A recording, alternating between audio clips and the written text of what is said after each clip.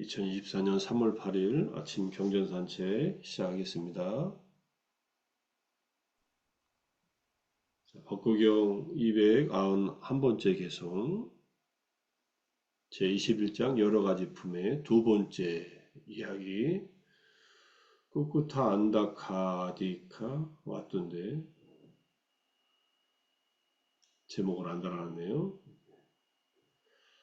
제목은 나중에 달겠습니다. 이게 이야기를 보면은 우리가 닭을 기르잖아요. 닭이 낳은 알을 주인이 갖다 먹으니까 닭이 원한을 품어가지고 서로 증오하는 그런 얘기들입니다. 남에게 괴로움을 줌으로써 자신의 행복을 구하는 자. 증오로 얽히고 뒤섞여 그는 증오에서 벗어나지 못한다. 남이 괴롭든 말든 상관하지 않고 자기만 편하고 행복하기를 바라는 자는 증오에 얽히고 뒤섞인다는 말. 이런 짓 하는 사람들 주변에 있습니다. 그죠? 자기밖에 몰라요. 그래서 자기가 하는 행동이 뭐 자기밖에 몰라서 자기를 잘 챙기는 것을 누가 뭐라 하지 않습니다. 남에게 남을 고통스럽게 하고 일부러 고통스럽게 하고 자신의 행복을 구하는 자들은 결국은 증오 속에 얽혀서 벗어나지 못한다는 우리가 잘 아는 자업자득의 그런 가르침이죠. 주석서를 보면 여기에서 남에게 괴로움을 줌으로써란 남에게 괴로움을 줌에 의해서 다른 사람에게 고통을 주는 것이라는 의미이다. 증오로 얽히고 뒤섞여란 한 사람이 학대의 학대를 폭행의 반격을 돌려줌으로써 한 사람이 누가 나한테 학대를 했어요? 그럼 내가 그 사람을 학대하는 거예요. 나에게 폭행을 했어요? 그럼 나도 폭행을 하는 겁니다. 한 사람이 다른 사람에게 행사한 증오의 얽힘에 의해 뒤섞인 사람이다. 그는 증오에서 벗어나지 못한다란 그는 참으로 그 증오의 힘에 의해서 끊임없이 괴로움에 빠진다는 의미이다. 무서운 일이죠, 사실은. 암탉의 알을 먹은 여인의 이야기입니다. 제따바나에 계실 때 암탉의 알을 먹은 여인과 관련한 개송. 사와띠에서 멀지 않은 마을에 한 어부가 살고 있었는데 그 어부가 강변에서 거북이 알들을 발견합니다. 그리고 그 거북이 알을 가지고 와서 집에 와서 요리해 먹습니다. 근데 소녀가 알을 하나 얻어 먹었는데 그로부터 밥보다 알을 더 먹고 싶어 했습니다. 어렸을 때 생각하면 요즘엔 계란이 너무 흔해서 그냥 싸게 사다 먹을 수 있는데 어렸을 때는 계란이 귀했잖아요. 그리고 양계하는 것도 별로 없었고 저도 어렸을 때 할머니 집에나 이렇게 시골에 가면은 닭을 길러가지고 계란 나오면은 그 계란을 먹었던 기억이 나요. 계란을 매일 먹는 것은 어려운 일이었죠. 뭐 이때도 마찬가지겠죠. 잘 아시다시피 계란은 1등급부터 10등급까지 있는 거 아시죠? 1등급과 2등급을 사드셔야 돼요, 계란은. 비싸죠, 조금. 1등급은 완전히 방사하고 뭐 2등급은 이렇게 우리가 넓은 데서 기르는 그러니까 요즘에 뭐 동물 복지 뭐 유종란이니 뭐 이런 계란들이지 않습니까? 세상에 싼 데는 싼 이유가 있어요. 그만큼 많이 생산되니까 싼 건데 계란을 먹는 게 아니라 사료를 먹는 겁니다. 사료가 어디서 왔습니까? 주로 미국의 옥수수들이에요. 그러니까 계란을 통해서 우리는 옥수수를 먹고 있다 이렇게 보시면 돼요. 근데 방사한 이 닭들은 돌아다니면서 이것저것 뭐든지 뭐 집어먹지 않습니까? 그러니까 자연스러운 것을 먹어서 건강한 계란을 낳아요. 제가 알기로는 야마기시 하는 사람들이 그렇게 방사한 유종란들을 기릅니다. 그들이 생산하는 계란들은 좀 비싸요. 근데 뭐 웬만한 슈퍼에 또는 마트에는 그게 있더라고요. 가서 사 먹으려면 사 먹을 수 있습니다. 야마기시라는 일본에서 시작된 공동체 마을인데 뭐 몇 세대가 살든 수입과 지출하는 통장이 하나예요. 같이 일하고 같이 살고 재미있는 공동체입니다. 자, 계란 얘기가 나와서 딴소리 좀 했고요. 자, 이제 소녀는 밥보다 알을 더 먹고 싶어 해서 그녀의 어머니는 암탉의 둥지에서 달걀 하나를 꺼내 소녀에게 줍니다. 달걀을 먹고 그 맛에 푹 빠져서 직접 암탉의 둥지에서 알을 꺼내 먹습니다. 암탉이 이제 소녀가 와서 매일 알을 꺼내 먹으니까 원한을 품어요. 내가 이 생에서 죽으면 약히니 여자 야차로 태어나 내 자식들을 잡아먹겠다. 네가 내 자식들을 잡아먹으니 암탉이 이런 생각하고 있다는 거 생각하실 수 있겠어요? 아니 자기 새끼들 귀하는 거 다 아니까 그걸 뭐 이제 암탉도 당연히 그렇게 생각할 수 있죠. 실제로 이렇게 원한을 품는 겁니다. 암탉은 죽어 고양이로 태어나고 소녀는 죽어 암탉으로 태어납니다. 암탉이 알을 낳으면 고양이가 와서 먹어버립니다. 고양이가 알 먹는 건 쉽지 않은 일인데 고양이가 그 병아리들은 잡아먹죠. 새들 잡아먹듯이.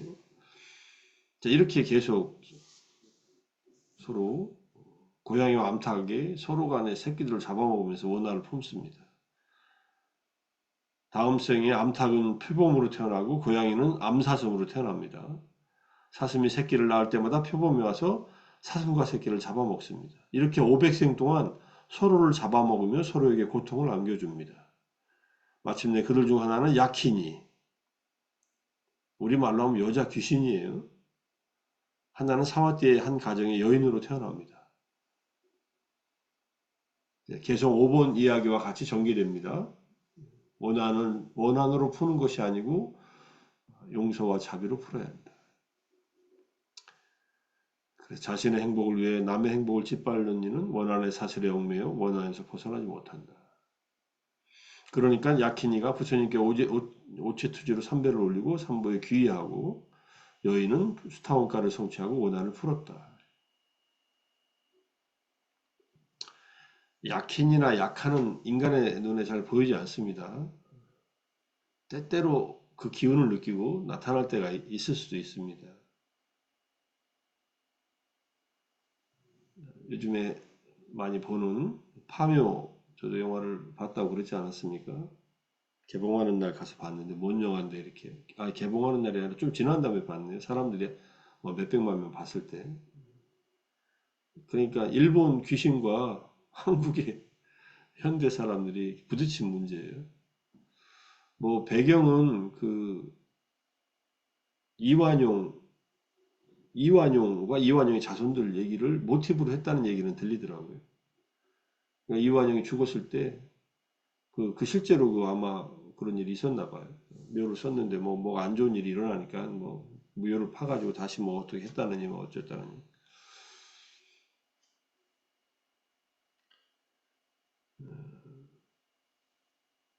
불교식으로 보면은 얼마든지 있을 수 있는 일이라고 생각합니다. 왜냐하면은 그 나쁜 짓을 많이 하고 죽어서 이 야차나 이 세상 분노가 많고 이러면은 결국은 그런 악귀나 야차로 태어날 수 있어요. 아수라나.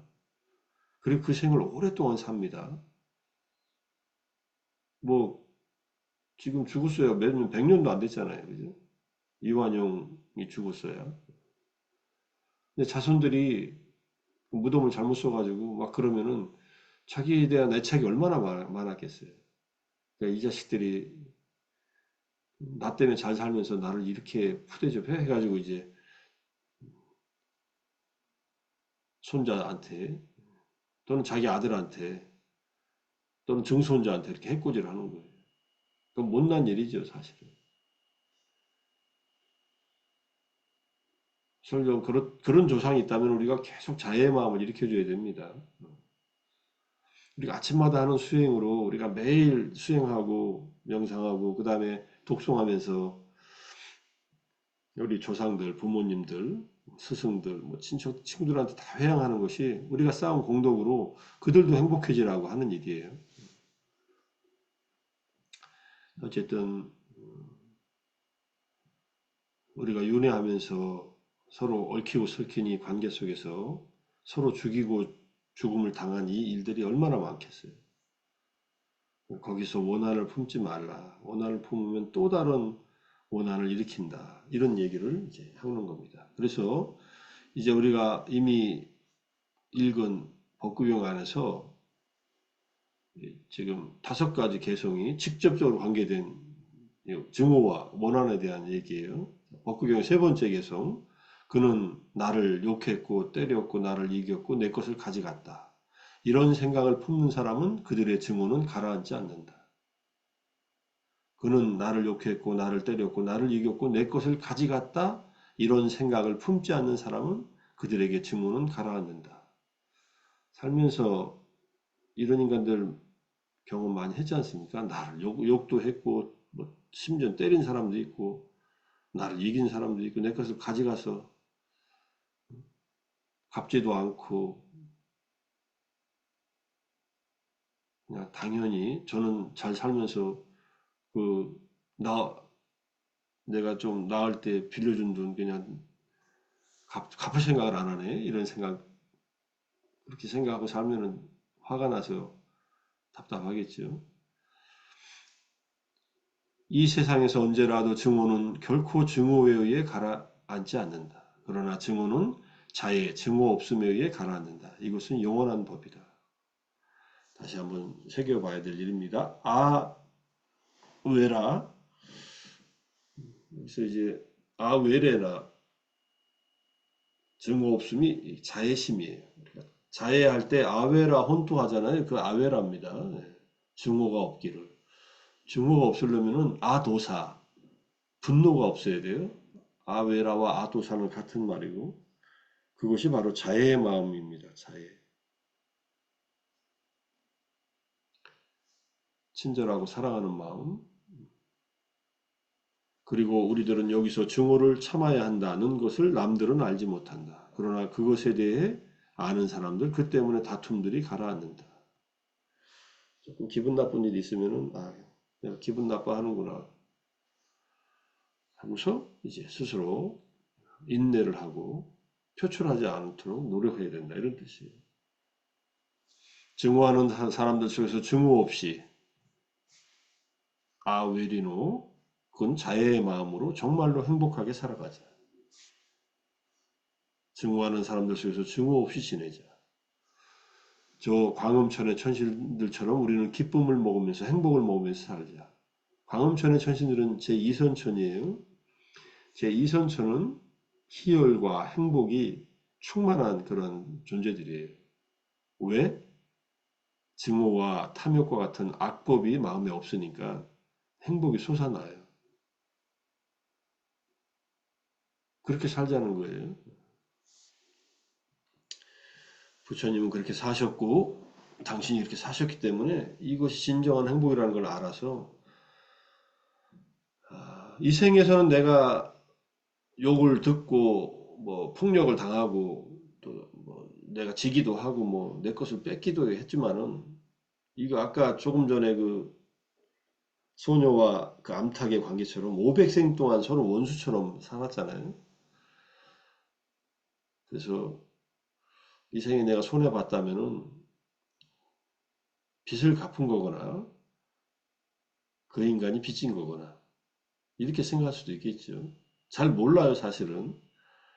근데 증오심을 안 갖기 위해서 하는 생각 중에 하나입니다. 내가 빚을 졌겠지 하고. 근데 늘 당하고만 살지는 않는 게 좋습니다. 그러면 자기가 지쳐요. 적당한 선에서 이게 절제를 해야 돼요. 근데 사람들은 절제하지 않아요. 끊임없이 나한테 뭘 요구하고 끊임없이 뭐를 해코지 하면서 자기가 이롭게 살려고 그냥 길을 쓰는 사람들이 주변에 있어요. 그러면은 적당한 관계를 해야 돼. 적당히 선에서. 그게 어렵죠, 사실은. 서로 미워하지 않으면서도 그만한 관계를 유지하는 게. 그러니까 나한테 누가 뭘 안 해줬다고 화낼 필요 없어요. 그 사람은 그 사람들의 사정이 있고 살기 바빠요, 다들. 저도 이제 이렇게 살아보니까 다들 살기 바쁘더라고요. 그 살기 바쁜 와중에 누군가에게 뭔가 선의를 베풀었다는 것은 정말 좋은 일을 한 겁니다. 근데 이제 내가 살려고 남을 해코지 하지 말라. 내가 살려고 남의 눈에 눈물 나게 하지 말라. 남의 눈에 눈물 나게 하면 네 눈에 피눈물 날 수도 있다는 뭐 이런 가르침이 또 있지 않습니까? 복수하지 말라, 해코지하지 말라 이런 얘기들이에요. 자, 마니바타경에서 천신이 이게 천신이 아니라 약하네요. 아까 약hin이는 여자 귀신이고 약하는 남자 귀신이라고 생각하면 돼요. 근데 이게 귀신들은 힘은 있는데 아직 마음이 분노 같은 것이 많이 남아있지만 그래도 다행스럽게 이들은 부처님 법을 듣고 부처님한테 귀의를 해요. 그리고 수타원이 된 약하들도 있어요.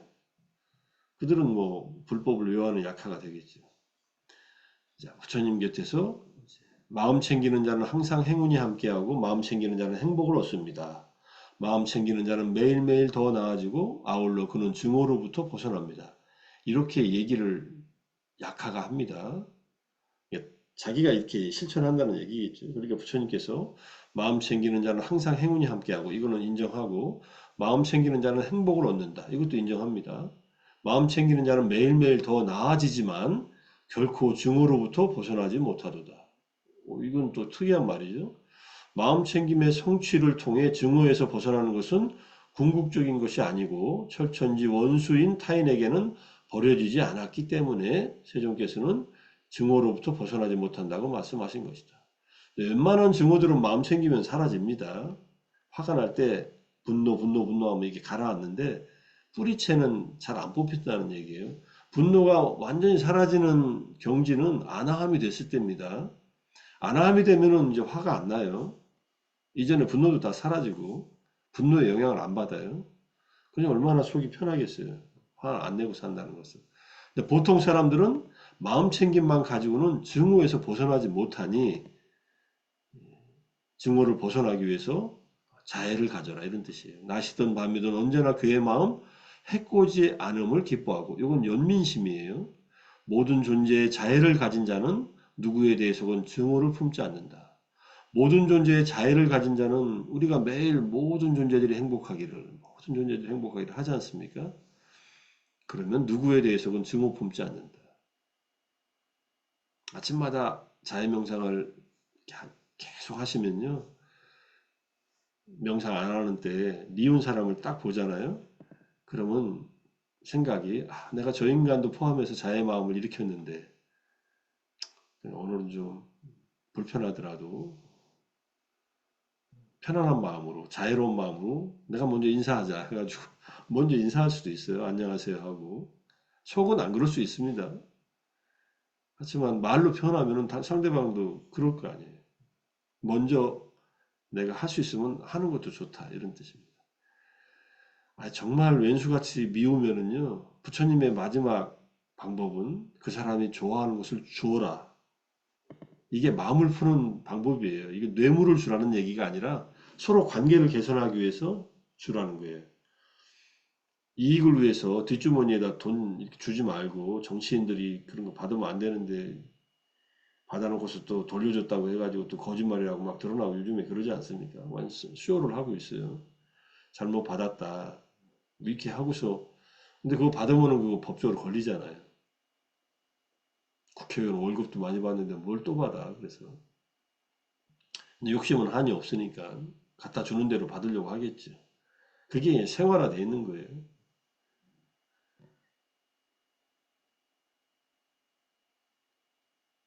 우리가 자애를 품고 그런 사람들에게도 모든 정부의 그 정치하는 사람들이 행복하기를 바라면서 해야 되는데 잘못하면은 잘못한 것은 얘기를 해줘야죠.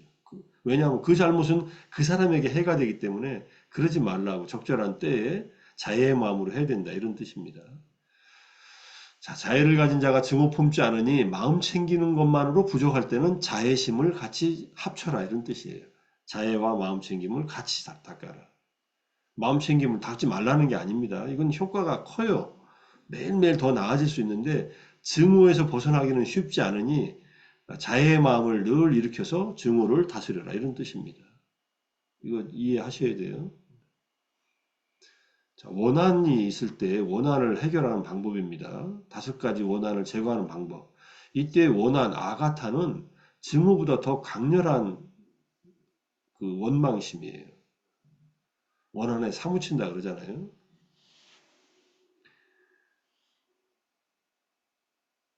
다섯 가지 방법이 있으니까 어떤 사람에게 원한이 생기면 그 사람에 대해서 자애를 닦아야 한다. 이렇게 됩니까? 잘 안 되지요. 연습을 해야 돼요. 자, 누가 나한테 극심한 해를 끼쳤어요. 그 인간 그냥 당장이라도 죽었으면 좋겠어요. 이게 원한을 품어요. 그러면 내가 행복해지나요? 설령 그 인간이 죽었다 치자. 그럼 내가 편해지나요?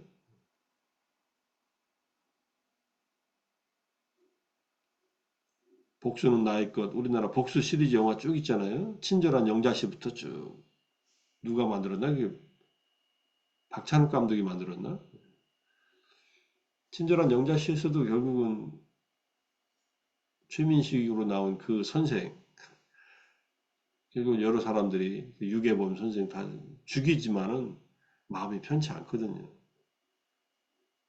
그럼 그 선생은 죽으면서 아유 내가 죽어 마땅한 짓을 했으니까 잘 죽겠습니다. 여러분들 나를 죽여도 내가 용서하겠습니다. 이러고 죽어요? 니들이 날 죽여 하면서 원한 품고서 죽었다가 또 다음 생에 또 이게 또 원한을 얽힐 거 아니에요. 그래서 자애를 닦아라. 원한이 생기면 그 사람에 대해서 연민의 마음을 일으켜라. 원한이 생기면 그 사람에 대해서 평온을 닦아라. 기뻐하는 마음은 빠졌어요. 자애, 연민, 평온. 근데 이게 어떤 순서로 닦냐면요. 제가 닦는다면 평온을 먼저 하고 인내심을 일으켜야 돼요. 평온을 닦는다는 말은 이 뒤에 이제 다섯 번째하고도 연결되니까. 자, 네 번째는 그 사람에 대해서 마음 챙기지 말라.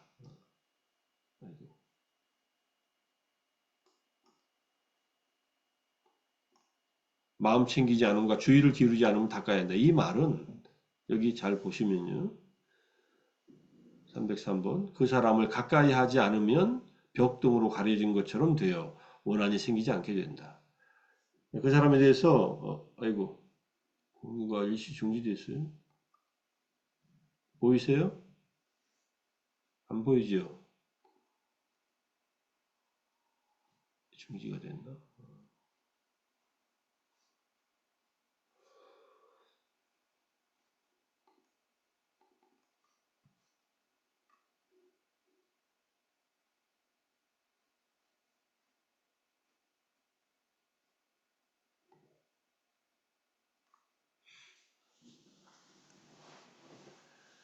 자, 화나는 사람이 자꾸 떠올라요. 그럼 다른 쪽으로 주의를 기울이라는 소리예요. 예컨대 부처님을 생각한다든지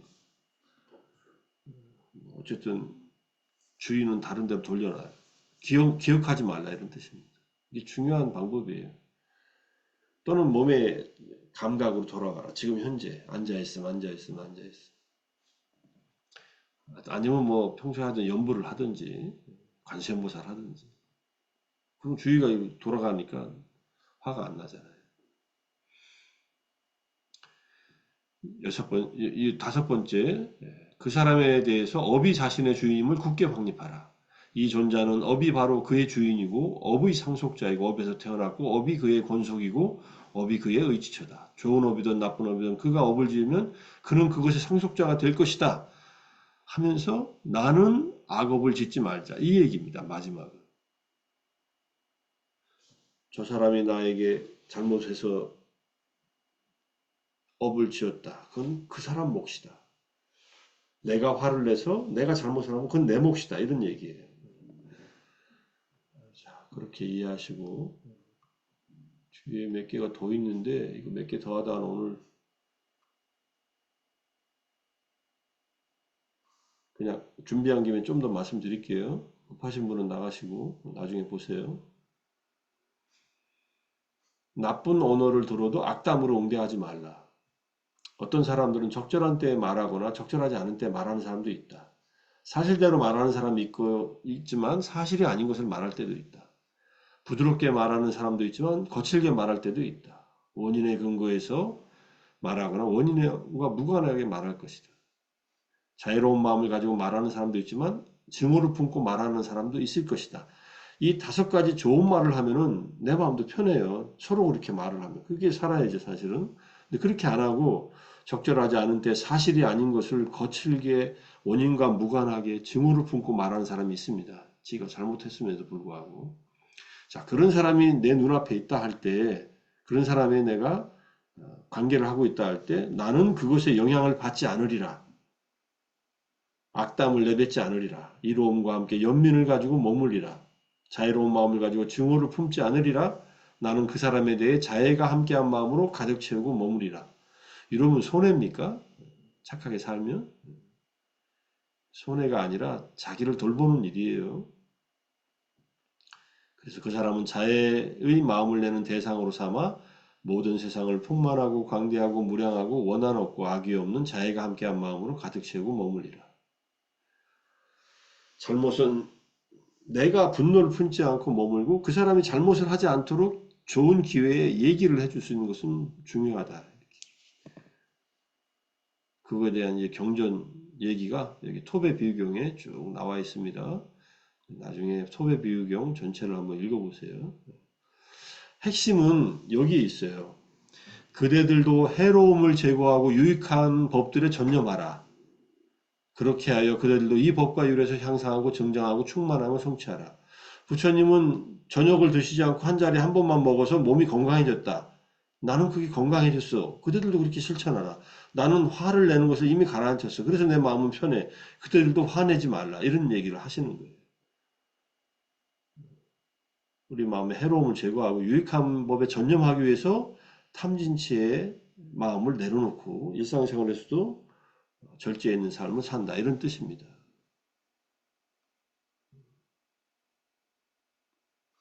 토베비용 꼼꼼하게 잘 읽어보세요. 오늘 저도 다시 한번 쭉 읽어보니까 메시지가 굉장히 의미 있는 메시지가 많습니다. 그래서 마지막에 양쪽이 날이 달린 톱으로 도둑이나 첩자가 사지를 마디마디 잘라낸다 하더라도 마음을 더럽힌다면 나의 가르침을 따르는 자가 아니다. 마음을 어떻게 더럽혀요? 분노로 더럽힌다는 거예요. 비구건 비군이건 마음으로 화를 내고 톱으로 절단하는 것을 참지 못한다면 참지 못하는 행위 때문에 더 이상 나의 가르침을 따르는 자가 아니다. 그렇지만 그가 죄를 범한 것은 아니다. 아파서 힘들어 죽겠으면 소리 지르고 할 수는 있겠지요. 욕도 할 수 있지만 죄를 범한 것은 아니라고 하니까 부처님의 제자 나의 가르침을 따르지 않는다 해놓고 죄를 범한 것이 아니라고 주석서에서 써놓고 있어요.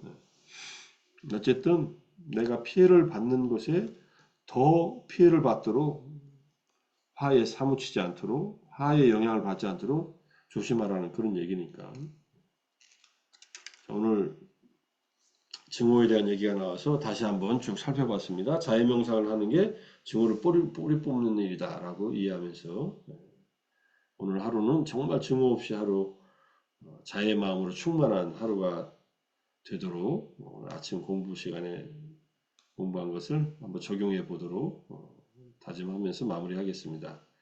자, 아침 정진하시느라 공부하시느라 애쓰셨습니다.